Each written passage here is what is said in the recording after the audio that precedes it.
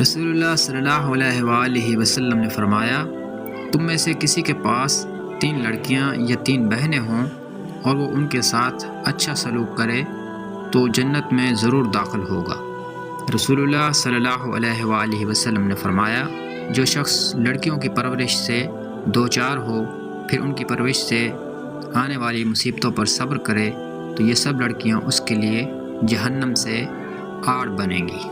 رسول اللہ صلی اللہ علیہ وآلہ وسلم نے فرمایا، جس نے 2 لڑکیوں کی کفالت کی تو میں اور وہ جنت میں اس طرح داخل ہوں گے، اور آپ نے کیفیت بتانے کے لیے اپنی 2 انگلیوں شہادت سے اور درمیانی سے اشارہ کیا۔ میرے پاس ایک عورت آئی اور اس کے ساتھ اس کی 2 بچیاں تھیں۔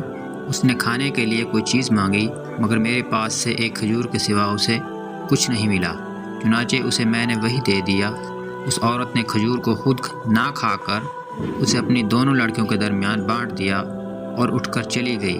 پھر میرے پاس نبی اکرم صلی اللہ علیہ وآلہ وسلم تشریف لائے۔